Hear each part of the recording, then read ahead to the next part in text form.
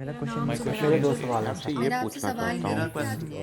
میرا سوال یہ سوال ہی سوال اور جواب ہی جواب. پوچھنے کا وقت ہے, آپ پوچھیں گے ہم جواب دیں گے, لیکن اس وضاحت کے ساتھ اگر ایسے سوال ہوں جس کے اندر ذاتی پرخاش ہو, غصہ ہو اور نوبت گالم گلوچ تک ہو, تو ہم وہ سوال شامل نہیں کریں گے. آپ سمجھتے ہیں کہ ہم نے نہ اس قسم کی صحافت کو فروغ دیا ہے اور نہ ہی ہم اس قسم کی رائے کو سامنے لا سکتے ہیں, اگرچہ ہم بعض جگہ پر سمجھتے ہیں کہ وہ غصہ جائز بھی ہے.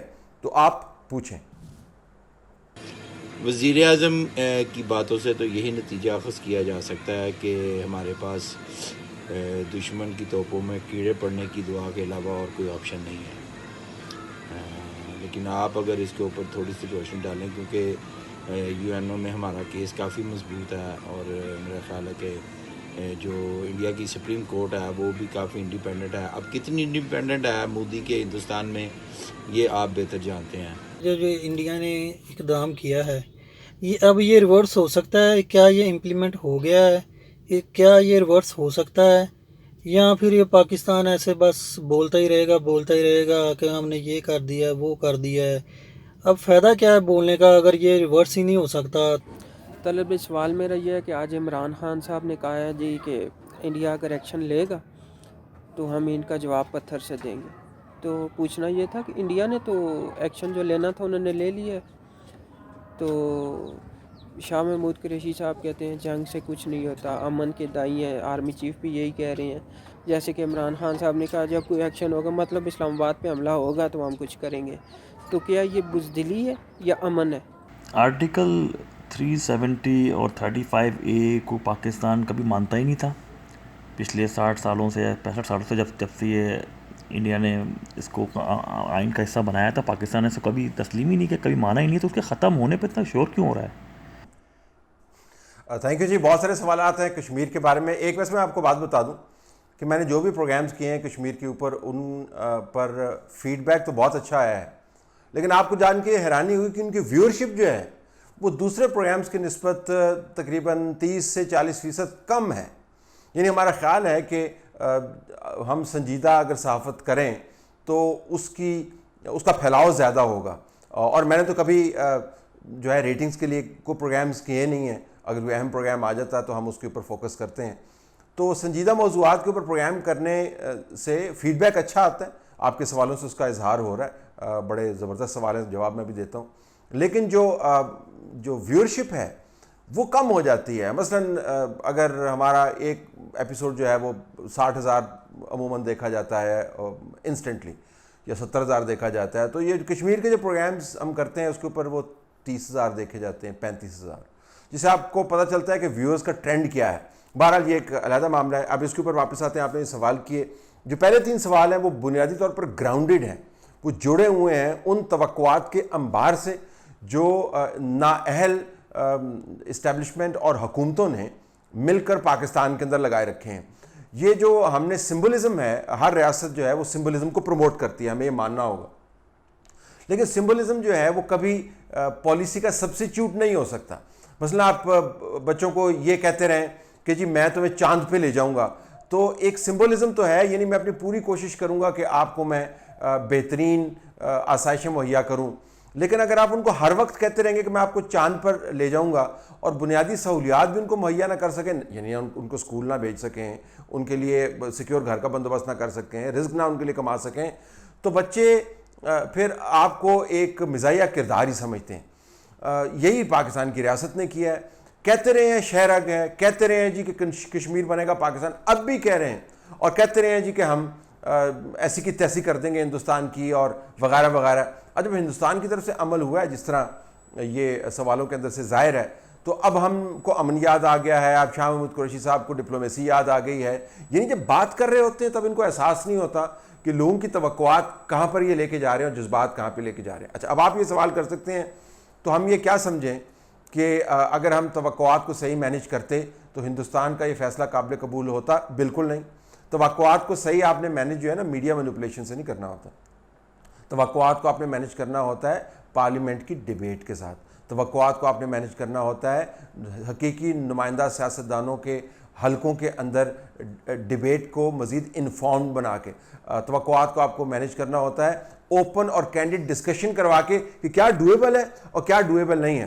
اگر کیا ڈویبل ہے یعنی کیا ہو سکتا ہے اور کیا نہیں ہو سکتا, اس کی بحث ہم نے پاکستان میں حقیقی انداز سے کی ہوتی تو آج یہ سوال جو آپ کر رہے ہیں آپ سوال نہ کر رہے ہوتے. لیکن ابھی بھی ہم بڑھ کے مار رہے ہیں, یعنی بڑھ کے ہم مشرق کی مار رہے ہیں اور پالیسی ہماری مغرب کی طرف جا رہی ہے, اور لوگ بالکل بھی بے وقوف نہیں ہیں اور سمجھتے ہیں آپ کے سوالوں سے آیا ہے. اب یہ کیا ریورس ہو سکتا ہے؟ اف یو آسک می, اگر اندر سے بہت بڑا اپہیول ہوتا ہے, اگر ویلی کے اندر سے ایک ایرپشن ہوتی ہے اور جو مسلم میجورٹی اضلاع ہے مثلا جموں کے اندر ہے وہاں پر اس کی ریزوننس آپ کو نظر آتی ہے, تو پھر ہندوستان کے لیے مزید ریپریشن کے بغیر اس کی گنجائش نہیں بچ گی. اس کو مینیج کس طریقے سے کریں؟ اگر یہ نہیں ہوتا تو میں آپ کو حقیقت پسندانہ انداز سے بتاتا ہوں, ہندوستان کی حکومت نے اپنی پارلیمنٹ کے دونوں ایوانوں سے 2/3 میجورٹی کے ساتھ اس کو پاس کروایا, اور وہ تمام جماعتیں جو اس کو تنقید کا نشانہ بنا دیتی ہیں, کسی مائی کے لال میں ہمت نہیں ہوگی کہ یونین ٹیریٹری میں سے ان کو نکال کے باہر کر سکے, کیونکہ اس کا بیکلیش جو ہے, ابھی تو ہم مسلم بیکلیش کی بات کر رہے ہیں. آپ اندازہ کریں کہ اگر اس کو فار انسٹنس کانگریس اگر اس کو ریورس کر دے تو جو ہندو بیکلیش ہوگا, اور India remains a Hindu majority state, اس کو کون سنبھالے گا؟ تو پریکٹیکلی یہ نیکسٹ ٹو امپاسبل لگتا ہے کہ حکومت وقت جو ہے یا بعد میں آنے والی حکومت ہندوستان کے اندر اس کو ریورس کر پائیں. دوسری بات, سعودی عرب, you a E, Qatar, Russia, برطانیہ, امریکہ, فرانس, یو نیم اٹ, یہ تمام ممالک جو ہے نا ہندوستان کے اندر انویسٹمنٹس لا رہے ہیں, اور انویسٹمنٹس کی بہت بڑی کانفرنس جو ہے وہ اب کشمیر کے اندر بھی اور جموں کے اندر بھی وہ کر رہے ہیں. تو میں نے آپ کو پہلے ہی بتایا تھا کہ اصل واردات پیسے کے ذریعے کرنی ہے. فار آل پریکٹیکل پرپسز یہ جو کیا گیا ہے, ہندوستان نے ایک بہت بڑا داؤ کھیلا ہے. اب آپ نے جو یہ سوال کیا کہ 370 اور 35A کو تو ہم مانتے ہی نہیں تھے, بالکل ہم نہیں مانتے تھے, لیکن اس کو کہتے ہیں فردر ایگریویشن. ہندوستان نے ان آرٹیکلز کے ذریعے ایک غیر قانونی قبضے کو جسٹیفائی تو کیا ہوا تھا, لیکن اب اس نے فردر ایگریویٹ کر دیا ہے.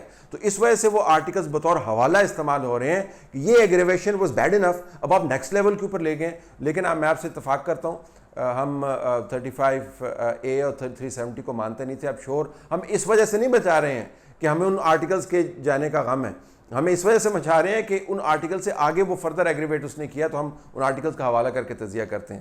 لیکن یہ واضح ہے کہ ہمارے پاس کوئی اس کا مؤثر جواب نہیں تھا, فوکس ہی نہیں تھا, توجہ نہیں تھی. جب توجہ آپ کو اپنی نوکریاں بچانے کی پڑی ہوئی ہو اور اکھاڑ پچھاڑ کرنے کی پڑی ہوئی ہو اور مخالفین کو جوتے کے نیچے کچلنے کی پڑی ہوئی ہو اور جیلیں بھرنے کی پڑی ہوئی ہو, تو کہاں پہ ڈیبیٹ ہونی ہے؟ اور وہی ہوا ہمارے ساتھ. میرا کویشچن یہ تھا کہ جب پاناما کا ایشو چل رہا تھا تو ہمارے ملک میں ایک شخص تھا جو رائے بینٹ جلسہ کرنے جا رہا تھا, تو سب نے روکا رائے بینٹ جلسہ نہیں کرو, یہ غیر اخلاقی ہے. تو اس نے کہا میں وہاں سے جا کے رائے بینٹ سے جا کے مودی کو پیغام دوں گا. آج وہی شخص بدقسمتی سے ہمارا پرائم منسٹر ہے, لیکن وہ ابھی تک مودی کو کوئی جواب نہیں دے سکا. ابھی تک بالکل چپ بیٹھا ہوا, ہم تنہا بیٹھے ہوئے ہیں, بلیک ڈے منا رہے ہیں. بلیک ڈے منانے سے کیا ہوگا؟ کائنڈلی اس پہ ذرا روشنی ڈالے, کیوں نہیں وہ بول پا رہا؟ بلیک ڈے منانے سے کچھ نہیں ہوگا. جس طرح لاہور کی مال کے اوپر گورنر صاحب اپ اینڈ ڈاؤن جا کے کشمیر کو لبریٹ کرا رہے ہیں, آپ یقین مانیں کل جب میں نے یہ ویڈیوز دیکھے تو معاملے کی سنجیدگی کے پیش نظر میں نے ان کے بڑے ایک قریبی شخص کو کہا کہ آپ کا کیا خیال ہے کہ کشمیر کو لبریٹ لاہور کی مال روڈ پر کرانا ہے؟ تو جواب آگے سے پتہ کیا ہے, کچھ بھی ہو سکتا ہے جی, آپ یقین اور اعتماد رکھیں. تو میں نے ان کو بلاک کر دیا. میں نے کہا کم از کم آپ بنیادی انٹیلیجنس کی انسلٹ نہ کریں.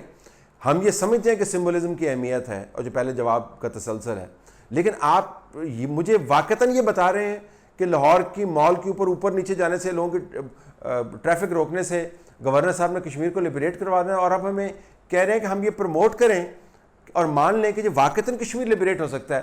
تو یہ جاہلیت کی وہ انتہا ہے جس کے اوپر ہم نے قومی بحث کو پہنچا دیا. اور جب ٹھٹھا کرنے والوں کو اور جو اسٹریٹ تھیٹر کرنے والے ہیں ان کو آپ نے اہم ترین عہدوں پر لگا کر ان سے باتیں کروا رہے ہیں. اسٹریٹ تھیٹر برا نہیں ہے, لیکن اسٹریٹ تھیٹر کو جب آپ پالیسی میں کنورٹ کر دیتے ہیں اور ان کے چلانے والوں کو پالیسی میکرز کے طور پر بٹھا دیتے ہیں, تو آپ بحث کو کس طرف لے کے جاتے ہیں؟ عمران خان صاحب جو ہیں ایک بڑی پارٹی کے سربراہ ہیں, وہ جس الیکشن کے تحت وزیر اعظم بنے ہیں وہ متنازع ہے. اب بدقسمتی خوش قسمتی کے اندر میں نہیں جاؤں گا, لوگ ان کو مانتے ہیں ابھی بھی. جواب ان کے ٹویٹر کے ذریعے آ رہے ہیں اور میں تو اس پر حیران ہوں کہ اور میں یہ کہہ چکا ہوں کہ آپ جہاز پر کیوں نہیں بیٹھتے ہیں؟ آپ ایڈ لینے کے لیے تو دوسرے ممالک میں جا سکتے ہیں, کشمیر لینے کے لیے دوسرے ممالک میں نہیں جا سکتے. اور ٹرمپ سے ملنے کے لیے وہاں پر دوسرے ممالک میں جا سکتے, افغانستان ڈسکس کرنے کے لیے دوسرے ممالک جا سکتے ہیں, کشمیر ڈسکس کرنے کے لیے دوسرے ممالک نہیں جا سکتے. کیوں نہیں جا سکتے؟ آپ کیا کر رہے ہیں آپ یہاں پر بیٹھ کے؟ تو ٹویٹ کرنا تو دنیا کا آسان ترین کام ہے. پہلے آپ ان کے حق میں ٹویٹ کرتے رہے, جب حالات بدلے ان کے خلاف ٹویٹ شروع کر دیے. تو ٹویٹر ٹارزن فی الحال بنے ہوئے ہیں سارے. پالیسی میں جو رد عمل ہے وہ بالکل آپ سمجھیں کہ ہاتھ چھوڑ کے بیٹھے ہوئے ہیں. اب دیکھیں سیکیورٹی کونسل سے اگر کوئی کرشمہ ہو جائے, کوئی وہاں سے ایسا کوئی اسٹیٹمنٹ آ جائے تو ایک آدھ جملے پر ہی ہم خوش ہو جائیں گے, پھر اور بھنگڑے ڈالنے لگ جائیں گے ہم.